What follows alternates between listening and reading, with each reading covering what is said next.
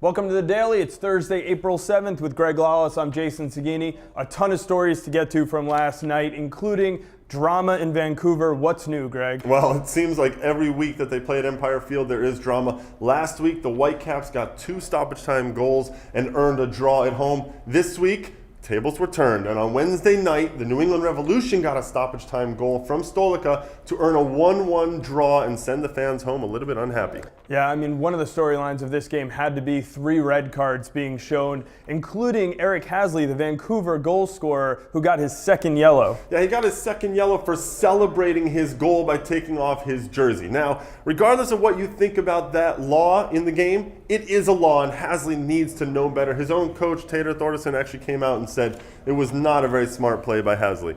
All right, well, another dramatic game up there. More drama happened in D.C. where their game went into overtime, saw 2 goals scored in overtime, and then went to PKs. Yeah, and it wasn't just all the goals and the PKs. It was also a couple of calls by the referee that caused some concern. Carlos Valdez from Philadelphia was thrown out early in the game, so the Union played a man down for most of it. A little bit later on, when we get to the overtime, Brian Carroll scores an equalizer with 7 minutes left to play to make it 2-2. Remember, an ex-DC United guy scoring this goal.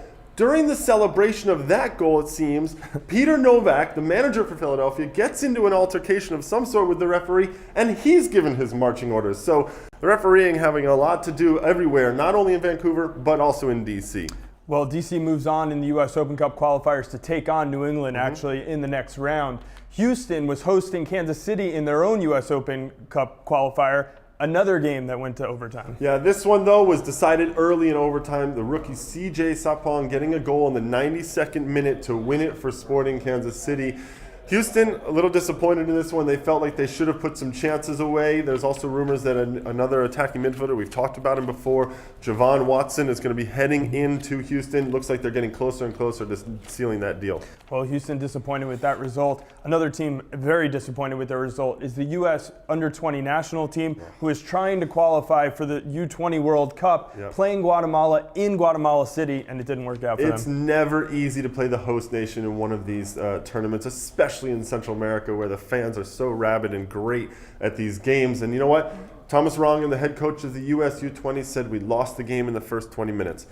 They gave up a goal early on. They got the equalizer in the 66th minute through Connor Doyle, and then they gave up another one just 3 minutes later to Henry Lopez, who was actually played for the Guatemalan full senior team. We've talked about this as being another golden generation of American players, but they could not come through in this one. They'll miss out on the World Cup for the first time since 1995.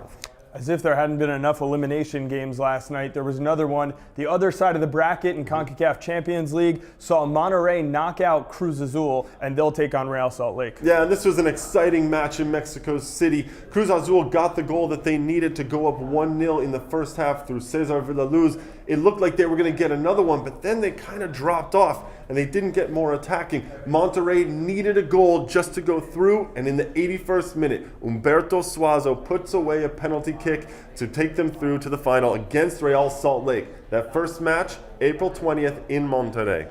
For all those MLS fans who think the officiating in Champions League always goes against the MLS teams, well, you saw Cruz Azul side who probably feels slighted by that PK call that was very dicey. Yeah, of course, there were 2 Mexican teams, so you couldn't really say it was a bias to any one country in that one. Right. All right, plenty to talk about, obviously, today on Extra Time Radio, so you can get it on iTunes or Buzzsprout this afternoon. We'll be back on The Daily tomorrow.